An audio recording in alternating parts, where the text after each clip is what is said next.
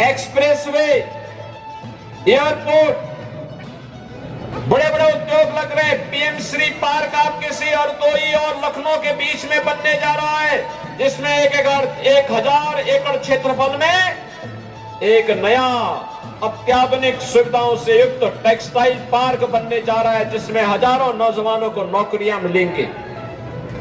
One district one medical college, जिसकी सौगात पहले ही इस जनपद को प्राप्त हो चुकी है। हर घर नल की योजना हो या देश भर में IIT, IIM, AIIMS, triple IT, NIT, world class university, इसकी एक लंबी श्रृंखला फैलाने का कार्य हो। ये मोदी जी के नेतृत्व में नए भारत के नए विकास की यात्रा है। और यह भी कितनी तेजी के साथ, याद करिए 1947 के पहले से लेकर के 1947 तक जितने हाईवे बने, मोदी जी के नेतृत्व में मात्र 10 वर्ष में उससे दुगने हाईवे बन चुके हैं। जितने एयरपोर्ट थे उससे दुगने एयरपोर्ट बन गए हैं। एम्स पहले केवल 7 थे, उनमें से 1 कांग्रेस ने बनाया, 6 अटल जी ने बनाए और मोदी जी ने 15 बनाए हैं। बहनों और भाइयों, विश्वविद्यालय जितने थे उससे दुगने विश्वविद्यालय देश के अंदर पिछले 10 वर्ष में बन गए। ये विकास की नई गाथा भारत की है। और गरीब कल्याणकारी योजनाओं की बात ही क्या करनी है। बहनों और भाइयों, 2014 के पहले लोग गरीब भूखों मरते थे। आज देश के अंदर 80 करोड़ लोगों को फ्री में राशन की सुविधा का लाभ प्राप्त हो रहा है। याद करिए, थोड़ा याद करिए, समाजवादी पार्टी के समय में इसी क्षेत्र में और प्रदेश के कई क्षेत्रों में लोग भूख से मरते थे। और तो और आज जो पाकिस्तान का राग अलाप रहे हैं, उनको बोलना चाहिए कि 1947 में पाकिस्तान भारत को तोड़ करके बना था। भारत 80 करोड़ लोगों को फ्री में राशन दे रहा है और पाकिस्तान में 23 से 24 करोड़ की आबादी को 2 जून की रोटी नहीं मिल पा रही हो, भूखों मर रहा है। यह है भारत की प्रगति। बहनों भाइयों, 60 करोड़ लोगों को 5 लाख रुपए की स्वास्थ्य बीमा का कवर बिना भेदभाव के मिल रहा है। पहले लोग स्वास्थ्य के भाव में मरते थे।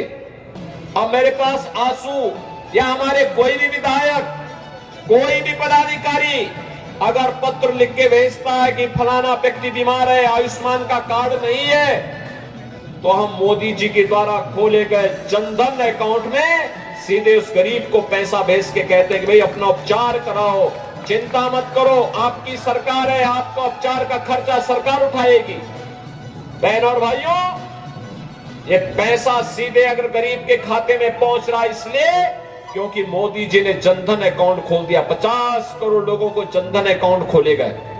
12 करोड़ किसानों को किसान सम्मान निधि का लाभ, 12 करोड़ गरीबों के घर में शौचालय। सबसे अधिक शौचालय का निर्माण हरदोई जनपद के अंदर हुआ है, सीतापुर और हरदोई जनपद में। बहनों और भाइयों, यही नहीं, 4 कर क्या रही थी इनकी जब सरकारें थी, गरीब भूखों मरता था, ठंड से ठिठुरने के लिए मजबूर होता था, बीमारी में स्वास्थ्य सुविधाओं के अभाव में दम तोड़ता था। और इनकी संवेदना तब गरीब के प्रति नहीं होती थी। याद करिए, ये समाजवादी पार्टी के लोग जब इनकी सरकारें हुआ करती थी तब अयोध्या में आतंकी हमला करने वाले आतंकवादियों के मुकदमों को वापस लेने में रुचि लेते थे। इन्होंने रामपुर में सीआरपीएफ कैंप पर आतंकी हमला करने वाले आतंकवादियों के मुकदमों को वापस लिया था। इन लोगों ने उस समय काशी में संकट मोचन मंदिर पर हमला करने वाले आतंकवादियों के मुकदमों को वापस लिया था। लखनऊ, अयोध्या और वाराणसी की कचहरियों पर हमला करने वाले आतंकवादियों के मुकदमों को वापस लेने का प्रयास किया था। तब हाई कोर्ट ने एक टिप्पणी की थी। माननीय न्यायालय ने कहा था कि आज इन आतंकवादियों के मुकदमों को वापस ले रहे हो, कल इन्हें पद्म पुरस्कारों से नवाजोगे।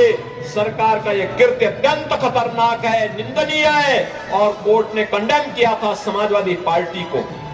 आतंकवादियों की समर्थक ऐसी समाजवादी पार्टी को क्या वोट देंगे? क्या आप वोट देंगे? क्या राम का अपमान करने वालों को क्या वोट देंगे? क्या?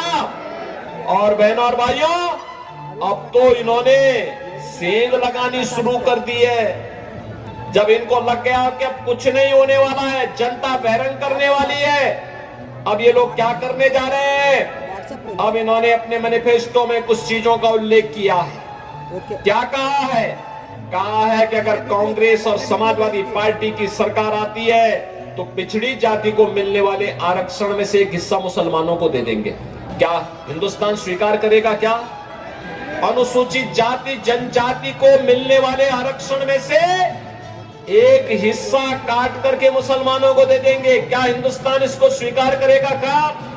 अरे ये बाबा साहब भीमराव अंबेडकर का अपमान है।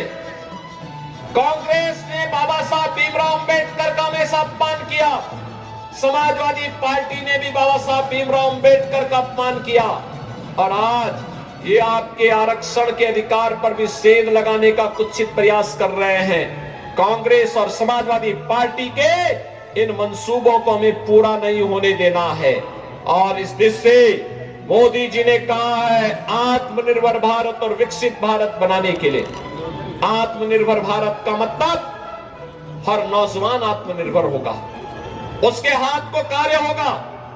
आत्मनिर्भरता का मतलब हर अन्नदाता किसान आत्मनिर्भर होगा। आत्मनिर्भरता का मतलब हर महिला आत्मनिर्भर होगी। 3 करोड़ ड्रोन दीदी बनाने का एक लक्ष्य प्रधानमंत्री मोदी जी ने दिया है। इन्हें लखपति दीदी के रूप में हम बनाएंगे। यह काम मोदी जी ने अभी से काम करना प्रारंभ कर दिया है। व्यापारी के व्यापार को आगे बढ़ाने के लिए तमाम योजनाएं आएंगी। हस्तशिल्पियों का सम्मान होगा और भारत दुनिया का सिरमौर होगा। हमारा देश दुनिया का सिरमौर हो, किसको खुशी नहीं होगी? आप खुश होंगे ना हमारा देश अगर विकास करता है तो। हमारे देश का विकास का मतलब आप सबका विकास, हर गांव का, हर गरीब का, हर किसान का, हर नौजवान का, हर महिला का, हर एक का विकास। और इसीलिए हम लोग आए हैं। हमें विकसित भारत के लिए इस चुनाव में वोट करना है। आप सहमत हैं? मोदी जी के साथ सब खड़े हैं ना?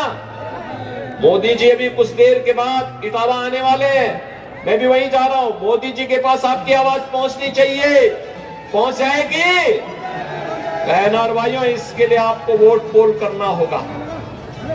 चुनाव के दिन चतुर्थ चरण में आपको मतदान में भाग लेना होगा। मतदान में भाग लेंगे, हर एक मतदाता को मतदान स्थल पर लेकर के जाएंगे। अशोक रावत बन करके और मोदी जी का प्रतिनिधि बन करके प्रत्येक मतदाता को मतदान केंद्र पर लेके जाएंगे। सहमत हैं? मैं आश्वस्त होकर के जाऊं, घर घर बताएंगे तो मेरे साथ बोलेंगे, भारत माता की, भारत माता की, भारत माता की। अभी चल रहे मतदान।